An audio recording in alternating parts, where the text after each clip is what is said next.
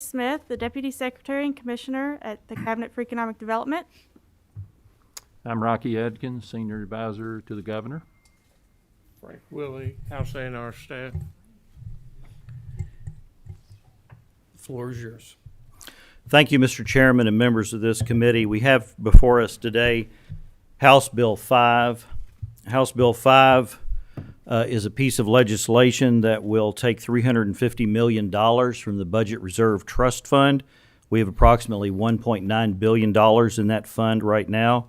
It will appropriate it to the Economic Development Fund of the Cabinet for Economic Development and Finance Authority for forgivable loans for projects with a minimum investment of $2 billion. This will not be a check that will be given to a company in one lump sum. This will be investments that could be made to one or more companies from that $350 million pool. The Cabinet will determine the terms and conditions and monitor each project, as each project will be unique. This is a repackaging of incentives to front-load funds and basically give a revolving line of credit for a project as long as certain metrics are met, and those will be determined by the Cabinet. These incentives will be restricted to companies that have a minimum investment of $2 billion. That is a very narrowly defined pool of businesses out there. Section number 2 will authorize the use of the land in Hardin County. It's approximately 1,500 acres. Section 3 of the bill will pay off a loan totaling $10.6 million from the Budget Reserve Trust Fund to the economic budget to pay off property loans for tracts of land in Hardin County. Section number 4 will appropriate $20 million from the Budget Reserve Trust Fund to economic development budget to support the Bluegrass State Skills Corporation training program. This is to prepare for the skilled workforce that we're going to need in that area. This is restricted to businesses that operate under a $2 billion or more investment. Section number 5 appropriates $5 million from the Budget Reserve Trust Fund to economic development budget for training grants under KCTC Trans program. This is a training program, again, that operates under a $2 billion minimum investment. Section number 6 appropriates $20 million from the Budget Reserve Trust Fund to KCTS to conduct an on-site training center located in Hardin County and the property that's listed under Section 2. Section 7 says appropriations in this bill will not lapse, and they will be carried forward. And Section number 8 is an emergency clause. This bill will take effect as soon as it's passed by the General Assembly and signed by the Governor. Ladies and gentlemen of this committee, you have heard me speak over time and time again about economic development in this state. I'm in the General Assembly because I want to implement good policy that benefits the people of our state. And bringing jobs here is part of that good policy that I believe is our responsibility as policymakers in this state. This particular piece of legislation gives another tool available to the Economic Development Cabinet to reach out to these various businesses. This is not restricted to one business. It could be it could apply to several businesses that meet the criteria that would take advantage of it. Some folks have asked, how would we know the progress that is being made? The bill clearly states in there that November 1st of each year, the Economic Development Cabinet will submit a report to the Kentucky General Assembly on the progress of that. And there are built-in safeguards that the Cabinet will put in place to protect these investments. And I can guarantee you that as long as I'm chairman of this committee, I'll make sure that I have that report and that we discuss that report in this committee. And I believe that the Cabinet and administration folks would agree with me on that. At this point, I will turn it over to Mr. Adkins and let him make some comments. Mr. Chairman, you've explained the bill very well. I would first of all like to say that this piece of legislation has been well vetted among practically all parties. It's being vetted well here with you today, but before this committee meeting, it would be very fair to say that this is a bill that came out of economic development, supported by economic development. This is a bill that is supported by the governor, the governor's office. This is a bill that's been vetted very well by someone that I think we all respect, John Hicks, who has vetted this bill as well and how we have it structured. This bill is also been vetted among your leadership, both House, Senate, D's and R's, on how this bill was put together, how it was structured. As the chairman said, the safeguards that are being built in this bill are safeguards to make sure we have clawback provisions, to make sure there's monitoring that would come out of these forgivable loans, and these loans would be given upon a period of time if we're successful in landing.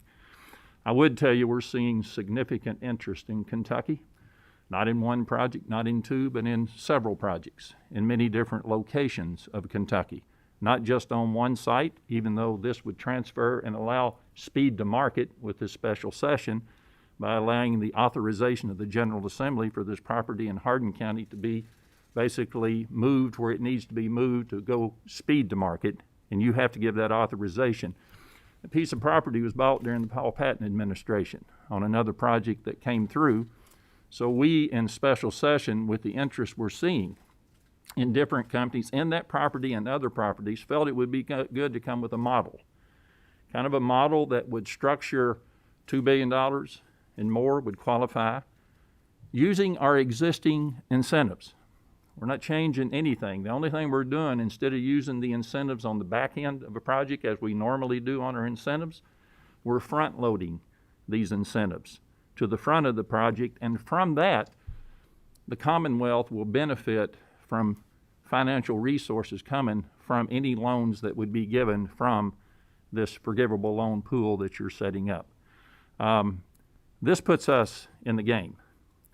This allows us to compete. This puts us in the future workforce, the future economy, the interest we're seeing in all different areas. And I don't have to be specific in that, I can't be. But if you look at agritech, if you look at aerospace, if you look at automotive, if you look at all the opportunities we see floating around out there of where the future workforce has to be and where the future economy is going to be for that workforce, this puts us in that position to be able to compete not only in the global market, but here in our surrounding states and throughout the United States. This is a game changer. This is a bill that if we didn't need it and wasn't well vetted among your membership and among your leadership, we wouldn't be bringing it. I can tell you that this piece of legislation, we need it to act, speed to market, and to act on the interest that we're seeing in mega projects that could take place in Kentucky and could take place quickly. So that's the reason this legislation is brought. Now, I would yield to our Deputy Secretary, Katie Smith, who you all have worked with. Katie is an expert in our incentive packages. She's been with the department for several years. She has helped structure this bill with others, and I would yield to her to allow her to kind of go into the technical parts. I can give you the big picture of what we're trying to do, but the technical parts of this bill, which the chairman explained very well, but Katie, I would yield to you. Thank you, Rocky. And I do want to say that Secretary Hayes does send his regrets today. He wanted to be here, but unfortunately he's meeting with some big projects that actually were flying in representatives not just from this country, but also internationally. So he does send his regrets. And thank you, Chairman Weber. You did do a great job of going through the bill. Honestly, how this works is we look at our incentive programs that they can receive either through our sales and use tax refunds or our wage assessments and corporate income tax credits over the next 15 to 20 years, and we just pretty much discount that. So they won't be eligible for those programs, and we can then allow them to draw through their construction period, and then what we'll do is we will monitor them for their job and wage target, which we would normally monitor them for under our KBI program. We will monitor them for their job and wage target, and as long as they meet 90% of that, then they'll be forgivable. That year's payment will be forgiven. If they don't, and they only meet, say, 50%, then 50% of the payment will be forgiven and 50% will be repaid to the state. That's truly, again, it gives us a tool that we don't have because a lot of states and a lot of projects are actually cutting a one-time check at the very, very beginning. That's not how this will work. It will be draws over the construction period, but it does allow us to now compete with those cash projects with the other states. And so, again, it enhances, we're just building off of the tools that we have, and enhances and gives us that flexibility to be able to work with these large-scale projects, as well as we go ahead and get that authorization to be able to transfer that property should a project come to fruition that meets the requirements, that we can go ahead and move quickly and go on and speed to market with those companies, because that's what is very important right now with our projects that we're working with. I'm happy to discuss any questions that you may have.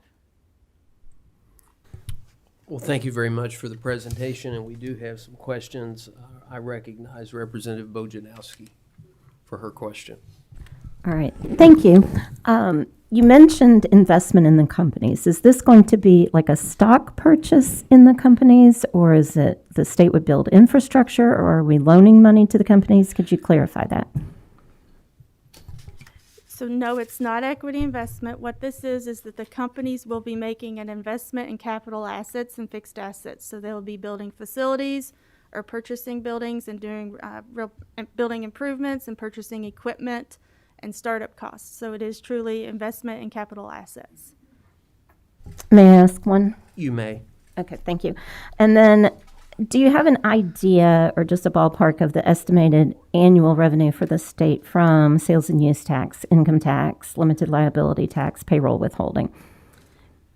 Honestly, it varies amongst the projects because you have to see how much is truly, because under our KIA program, how much is construction material and building fixtures, and then that would be 6% of that, and that's what's truly eligible during the construction period, so probably from years maybe 2 through 3 or 4 or 5, depending on how long that construction period would be. But truly getting into actual numbers depends on the size of the project, and with regards to the wage assessments, depends on the number of employees and the payroll. But we do take all that into consideration. Thank you. Representative King. Thank you, Mr. Chair and presenters today. This is fascinating. I appreciate so much you bringing this to our attention today. For the folks listening and watching from home, may I go back and can we review together the last 2 sentences of Section 1? They really give me a lot of comfort. It talks about monitoring the performance of the economic development projects. I like that monitoring of that. And then the second part of that sentence, securing reasonable collateral. That gives me a lot of comfort, and I would like for our folks at home to understand if you have any additional comments on what reasonable collateral might be, but initially that gives me a lot of comfort. And then with the chair's permission, I do have one other question, and the chair might have touched on it. The reporting to the General Assembly by November 1st, would that be our committee or one of the oversight committees? How would that look? Thank you. Typically, I can try to address, but for the reporting requirement, all of our reports that are due to the General Assembly, some of our various committees, are required now to be placed on our website. So we put it, we actually display it on our website. We have a section that's entitled Annual Reports. And then I think we typically send an email over to General Assembly staff just to let them know that it's been uploaded and it's available out there. And then I hope that they inform all of you all and let you know that the information is available and the link. I think they're, Representative King, they're directed to the committee that would fall under the jurisdiction of. So that report would fall under the jurisdiction of economic development. So it would be forwarded to our staff. Andrew would get that, and then he would make it available to myself and members of the committee. Thank you very much. I'm very excited, and I appreciate you bringing it forth. Thank you. Representative Rowland's recognized. Thank you, Mr. Chairman, and I have one quick question and then a comment. Just so I understand correctly, this is a one-time transfer of $350 million out of the Budget Reserve Trust Fund.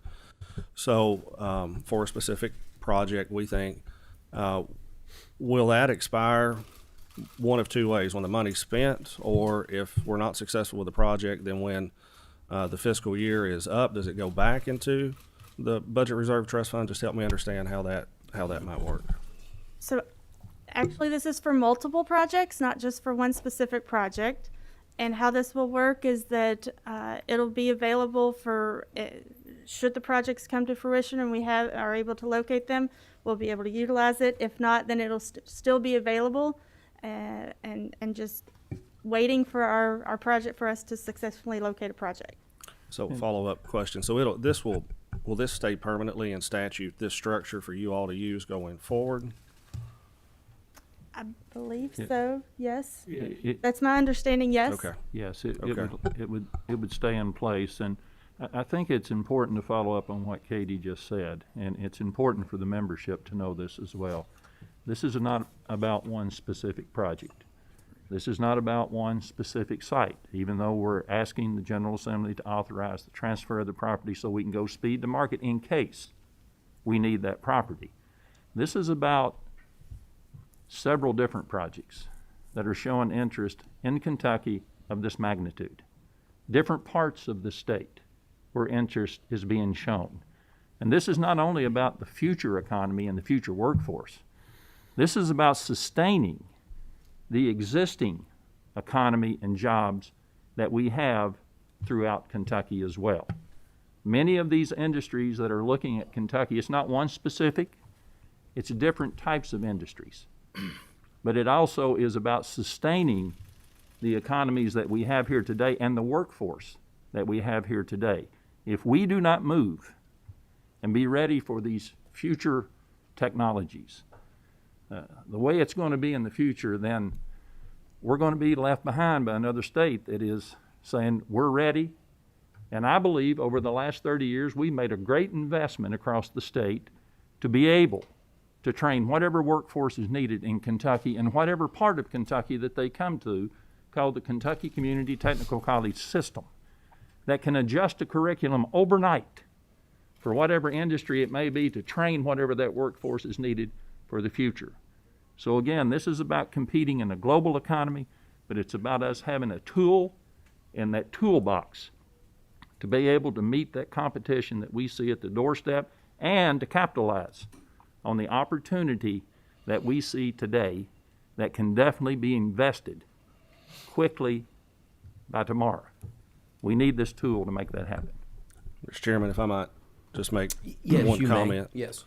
And I appreciate that answer. It makes me feel better. I do certainly feel, like Representative King said, I feel more comfortable with this structure, the way that you all have written the language in the bill.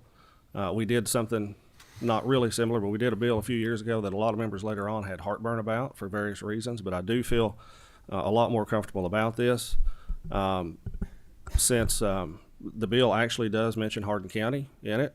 And I believe I'm the only member on the committee from the Hardin County delegation. I'll go ahead and move passage. Oh, and our chairman, the only one up here.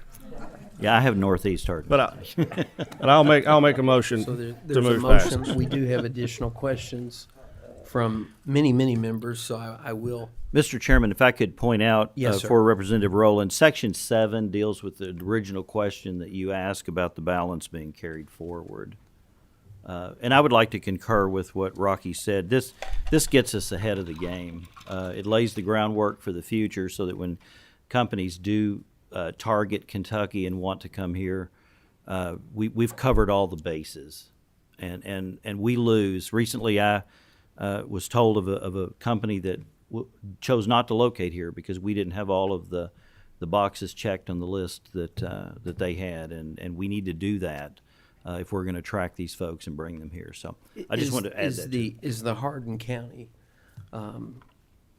that's obviously referenced throughout the bill, is that of the most urgency at this point in time without revealing the negotiations? But and so I forth? want to make clear, and Katie, you correct me, but because that property is our mega site, and it takes the authorization of the General Assembly to transfer that property to do anything with it, being in special session, seeing the interest that's out there, to not make that available, maybe quicker than when you would be back in January, we believe would be a mistake. So the reason that we're mentioning that is a mega site. And again, I will stress to you, there's a lot of interest in other parts of the state as well. But that site being a mega site, and the way the language reads when we bought that property back in 2002 says it has to have the authorization of the General Assembly to be able to deed that property, to be able to move that property, and to be able to, Katie, I think I'm saying speed to market is what is critical here to go along with the incentives that we are offering. Thank you very much for that. And the $2 billion that is referenced in the bill, that has to be all company money, is that right? That $2 billion investment, that in the way that is counted, is that It has to be an investment that is made by the company, correct? It's total, not totally total private company money? private or public. Again, Private or public. Okay, thank you. Representative Callaway, you're recognized.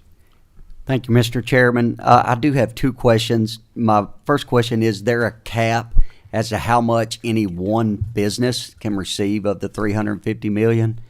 And then, not being familiar with the KEDFA loans, what percentage of that is forgivable? It's on. It's all negotiated, and so there's not going to be a cap on how much can be used. But again, what we will do is we will look at the incentive that we potentially would negotiate under our existing programs of the KBI, our Kentucky Business Investment Program, and our Kentucky Enterprise Initiative Act, and we'll discount that, and that's how we will determine the potential loan amount. And then your second question was about what again? I'm so sorry. Just if there was what percentage of the loan is actually forgivable? The entire loan will be eligible for forgiveness as long as they meet 90% each year of their job and wage target. That's how our KBI program is structured. Then they'll be eligible for 100% of the forgiveness of that year's annual payment. Thank you. Representative Gentry. Thank you, Mr. Chair. Thanks, guys, for coming in today. And I had several questions. A couple of them have already been answered. I think, I've been around here for about 5 years now, and see former Representative Atkins up there. He was certainly around when we did the whole Brady Industry thing. So I think a lot of people, or some here, are a little gun shy about what happened there. So it was good to hear that there's no shareholder equity investments planned on this deal. So I think that was very dangerous activity we did there. So, but anyway,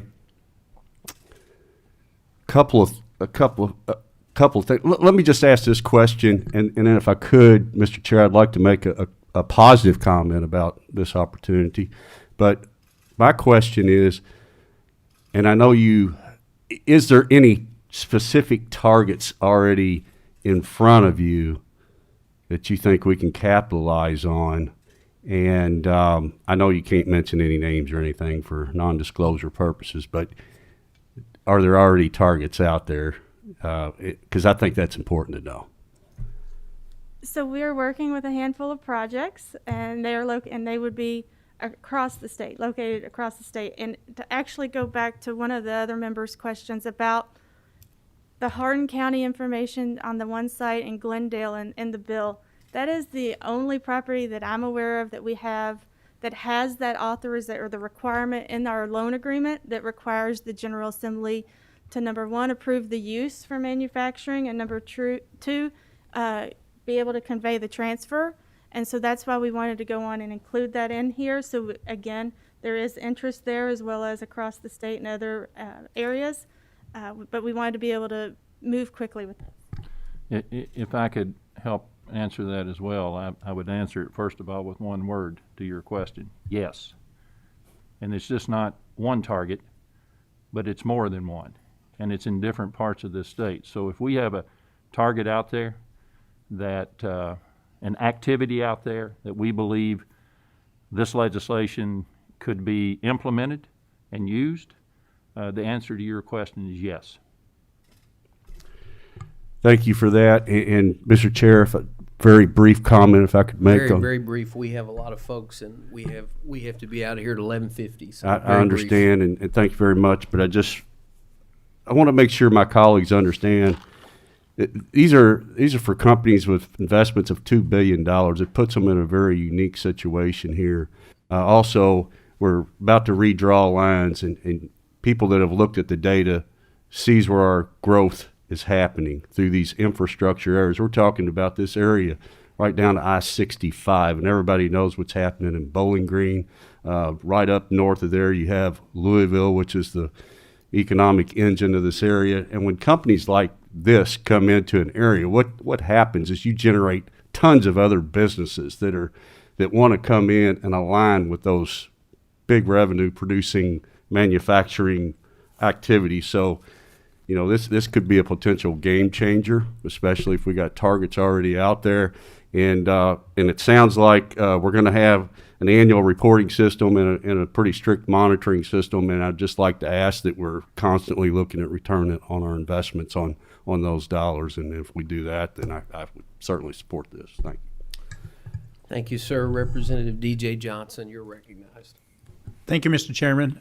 Before I get down to business, if I may, a moment of recognition for a group that I know is watching, if you don't mind. Absolutely. I just wanted to recognize the ninth grade, the freshman government class at Grace Christian Academy in Owensboro who's watching today. Appreciate you guys being on. And just so you know, there will probably be a quiz Friday when I get back in town. So you know. Now down to business, if I could, sir. Quick question. The funds that we're voting on today, they will be depleted as we do this loan process, given we pick up a project. Is that correct? Correct. Has there been any discussion or consideration of how we would replenish this fund? In other words, would we be able to maybe target whatever financial benefit we see from these projects to automatically replenish this fund so that we don't have to come back and do it over and over again down the road? Is there any thought to that? No, this is a one-time appropriation, and would go into the pool. And through the budget process, if the cabinet came back with a further request and you decided to do it, we would do it through the budget request and set up a separate pool. Okay, thank you, sir. Quick comment, if I might. Yeah, very quickly. I love this idea. I think it's innovative, it's progressive, it's creative, and it's a game changer. And I appreciate all the work that's gone into it. I appreciate the fact that we're getting ahead of the curve so that if we see projects we can do, we're ready to do it and not have to go through this down the road somewhere. So thank you for your work. Very excited about this. Thank you, Mr. Chairman. You are welcome. Representative Lawrence. Thank you. I want to thank you guys for being here today and for presenting this. Most of the questions that I had have actually already been answered, but you had me at the training aspect. When you talk about training the workforce of Kentucky, I don't think we as a state or we as a body can ever overinvest in the training of our workforce and just giving our folks more options, especially now with a lot of the businesses that people were used to. You see people going back to school and getting training, and I just thank you guys for that aspect. Thank you, sir. Representative Kulkarni. Thank you, Mr. Chair. I'll be really, really brief. Just very quickly, I understand that there's a lot of work that's been put into this bill. There's been a lot of stakeholders, and I appreciate all of the work and the consideration that's been put into this because economic development is so vital to our Commonwealth. We are today being asked to vote on a bill that have a lot of broad strokes but precious few details. So my question really has to do with the parameters of this bill. So you're expecting this appropriation, $350 million, plus another about $30 million that goes to the economic development budget for training and grants made therefore. So that is something that you're expecting to be dispersed within this fiscal year that we're looking at, or what are the timeframes there? So the training, we went ahead and included the training as in this package because it is funding that we will need for these types of projects. But the training actually won't be able to be incurred until after the facilities are built and the employees are hired. So those funds will likely not be dispersed until the future, but we need to be able to show that we have the funds available for these projects so we can compete for them. So Okay. to answer your question, no, they would not be dispersed over this fiscal year. They would be there basically as leverage that we can use on the negotiating side to show we've made our commitment as a state. We believe, at cabinet level, to the governor's office, and I want to compliment Frank Willie and his work with us on this, as well as folks on the Senate side, the two chairs of A&R. We have tried to work, and this language was in this bill, for the protection of the taxpayers' money, to make sure the proper oversight is in place, to make sure that as we have this forgivable loan, as we appropriate the money to build the training facility, as we appropriate the money to do the training, different classes or whatever it takes to get the workforce trained for whatever industry it may be, for us to have the full leverage we need to show the commitment of the General Assembly, the ability of the Secretary of Economic Development and our team to be able to compete, that commitment up front with protections that every taxpayer in Kentucky deserves built into this.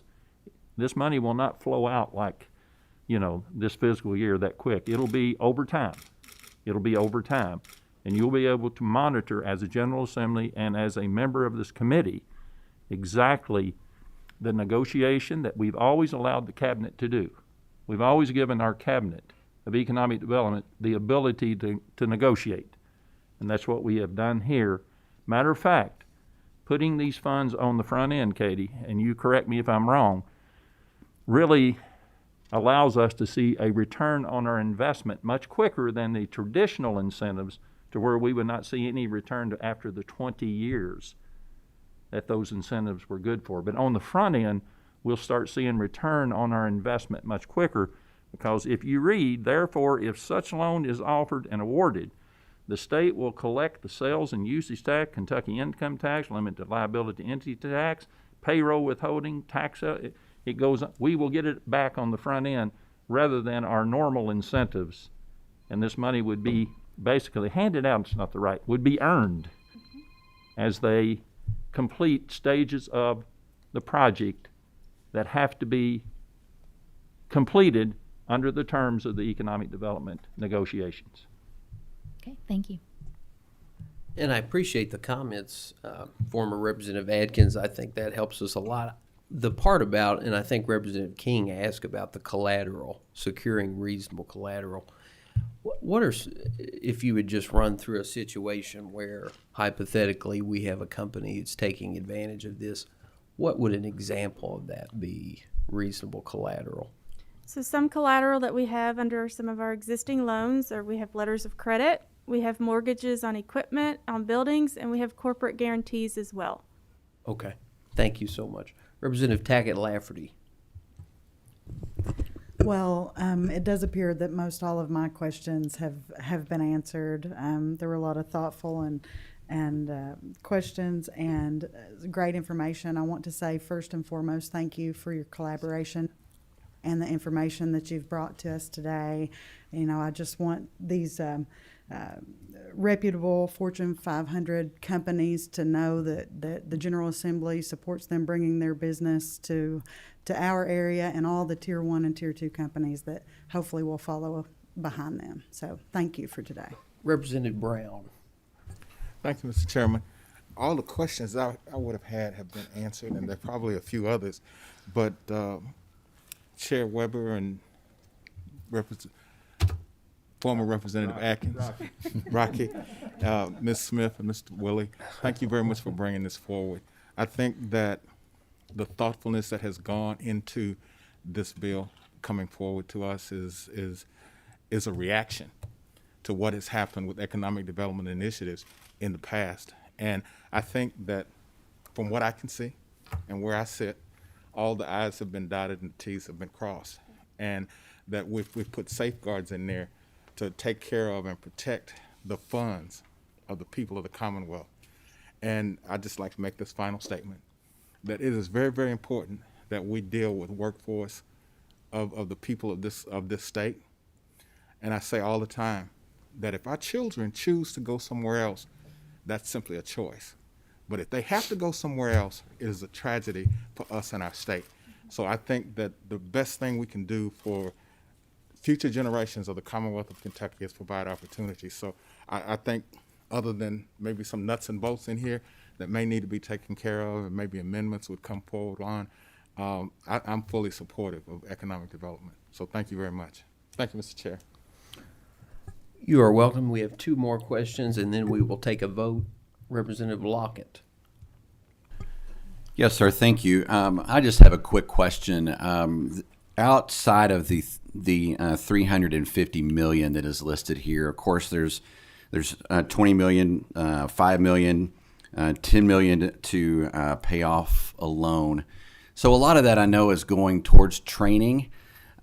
So in the instance that a company is looking, say, in Western Kentucky somewhere, and they find a site that they want to build on there, can they use a portion of the 350 million for workforce training, or is that 350 strictly designated for capital projects? That 350 is strictly restricted to the capital projects, but we will again have the appropriation for training under our training programs, which is the Bluegrass State Skills Program as well as the KCTCS Trains Program. Okay, thank you. And our final question will be from Representative Fleming, who is my office suite mate. He's not a member of this committee, but I do have to go back later, be next door to him, so I am going to recognize him for a question on Zoom. You're very kind. I appreciate that. I want to ask a quick question to Frank Willie, if you don't mind, and then a general question. I think you mentioned that or at least the Chairman Weber mentioned, our rainy day fund's about 1.9 million. If you take all the allocations out of the trust fund, it gets you about a little below 1.5. That gives us around 35 days for coverage. Is that roughly what we're looking at? Yes, sir. That would take us to somewhere in the neighborhood of 45 days, and it doesn't include any excess revenue that we have coming in this year that the next General Assembly could put back into the rainy day fund. Okay, well, good. Like I said, we said in the past, as far as in terms of paying our pensions and so forth, to try to build the rainy day fund. So I just want to make sure we're conscious of that. I want to ask a question about the return on investment. And there's a question, I think, by Representative Bozankowski about the liability tax, income tax, and so forth. Based on the identification that y'all have, or identifying those current companies that you have right now, is there a pro forma that y'all have gone through in terms of what the immediate investments or things were to materialize in terms of number of jobs, potential revenues, in terms of having an actual pro forma?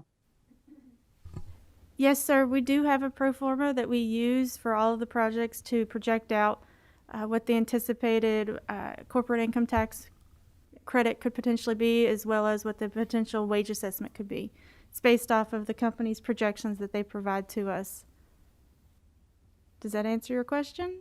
Yeah, it is. Okay. Obviously, I like to look at it, but then again, I understand the confidentiality you have to go through, so I get it. But anyway, good. I'm glad you go through that. I would suspect you did that, but I just want to have to ask the question to make sure. Thank you, Mr. Chairman. You are welcome. Wonderful. So we have a second by Representative King, a motion by Representative Rowland for a roll call vote. Would our clerk please call the roll? Representative Baker. Representative Banta. Yes. Representative Beckler. Yes. Representative Bojanowski. Yes. Representative Bray. Yes. Representative Brown. Yes. Representative Callaway. Yes. Representative Cantrell. I'd like to explain my vote, please. Thank you. You're recognized. I'm sorry. Thank you. I'm casting and explaining a yes vote. I really appreciate the discussion today and all of the thought that's already gone into this bill. I think you heard lots of questions because those of us who were here a few years ago, we've been burned before, and it did not feel good. And I think we're not in that same place today. I think we've learned a lot of things, and that feels really good. This bill is better vetted. It's better structured. There are safeguards built in. And overall, this is about jobs. And I think when you look at the the moment a few years ago when we were asked to vote for jobs for a part of our state. None of us said no, and that says a lot. We didn't say no then, and we shouldn't say no today. There's not a single one of us that doesn't stand for election every couple of years and talk about jobs. This is about jobs today. I have to say I hope they're union jobs. I hope they're good paying jobs, and I hope they're people will be able to take them and they'll be safe at work. But this is why we're here today, and I'm thankful that this is being heard in committee and vetted. Thank you. Yes. Representative Elliott, Aye. Representative Freeland, Yes, can I make a quick comment? You may, yes. I just wanted to say a special thanks. I'm certainly for this. I want to say a special thanks to Frank and A&R over the past few years, because it wasn't too long ago we wouldn't have had the money, the extra $350 million in the trust fund to make this possible. So a big thank you to all those that built up our budget reserve trust fund.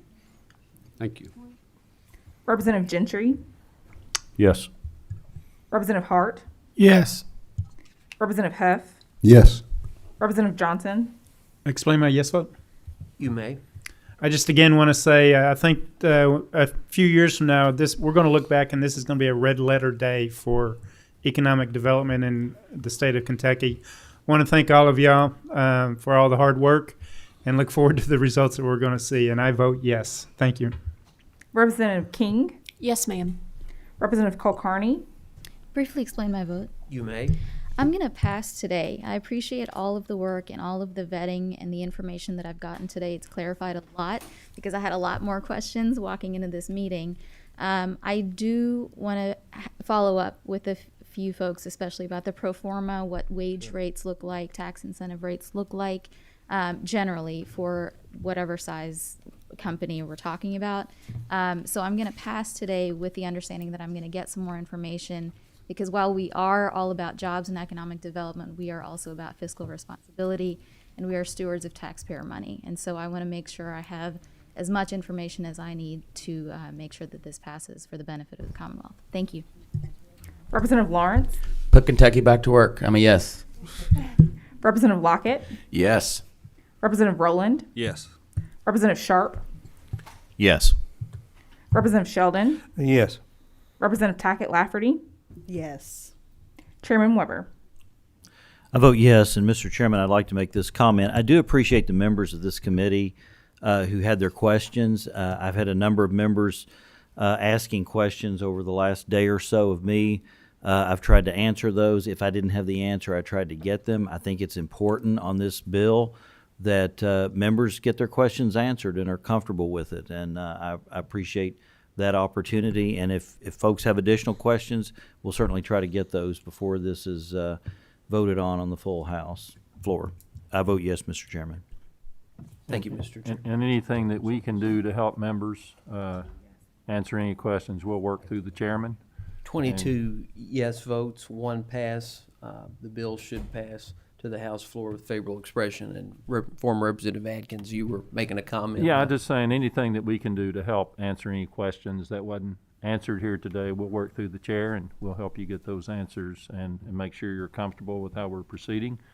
I agree. Remember where you were today. Nice to see you again. Welcome You've done back. good work. Thank you all. Nice to see you. Is there a motion to adjourn? There's no business. We're adjourned.